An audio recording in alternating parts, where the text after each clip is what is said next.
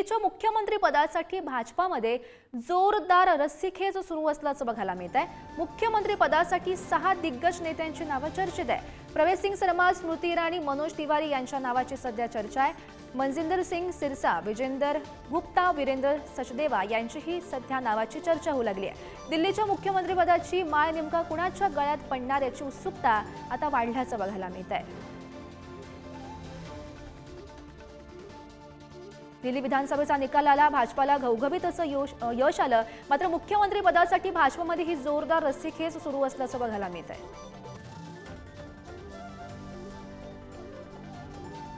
तर कोणाची नावं चर्चेत आहे दिल्लीच्या मुख्यमंत्री पदासाठी ती आपण पाहूयात। प्रवेश सिंग वर्मा, स्मृती इराणी, मनोज तिवारी, मनजिंदर सिंग सिरसा, विजेंदर गुप्ता, वीरेंद्र सचदेवा,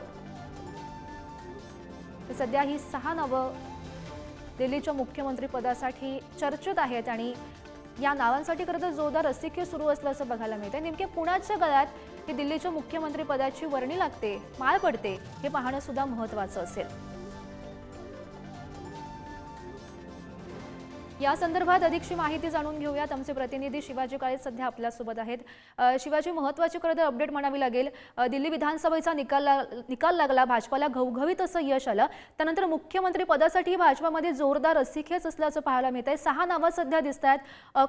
कुणाच्या नावाची खरं तर शक्यता, कुणाला संधी मिळू शकते? सगळ्यात महत्वाचं नाव म्हणून जे पाहिलं जातं ते प्रवेश सिंग वर्मा यांचं पाहिलं जात आहे। कारण दिल्लीतील सर्वात मोठा जाट चेहरा म्हणून त्यांच्याकडे पाहिलं जातं आणि सगळ्यात महत्वाचं, मार्च 2024 मध्ये लोकसभेचं तिकीट त्यांना नाकारण्यात आलं होतं। या अगोदर सलग 2 वेळेस त्यांनी लोकसभा निवडणुकीत विजय मिळवला होता आणि दिल्लीमधील आतापर्यंत सगळ्यात मोठ्या फरकाने म्हणजे साधारण 5.5 लाख मतांनी त्यांनी निवडणूक 2019 मध्ये जिंकली होती। तरीही त्यांना तिकीट नाकारण्यात आलं होतं। तेव्हा त्यांनी पक्षाच्या संदर्भात असं म्हटलं होतं की मला तिकीट न देण्यामध्ये कोणतेही कारण नाही, हा आमचा पक्ष आहे, त्यामध्ये एक कार्यकर्ता मुख्यमंत्री होऊ शकतो आणि एक चहा विकणारा पंतप्रधान होऊ शकतो। आणि त्यानंतर त्यांनी ज्या पद्धतीने विजय मिळवलेला आहे तर त्यामध्ये सगळ्यात मोठं प्रवेश वर्मा यांचं नाव आहे। सगळ्यात महत्वाचं म्हणजे त्यांनी अरविंद केजरीवाल यांचा पराभव केला आहे।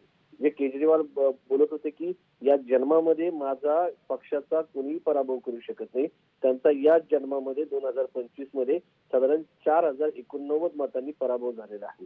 तर त्यामुळं त्यांचं एक नाव आहे।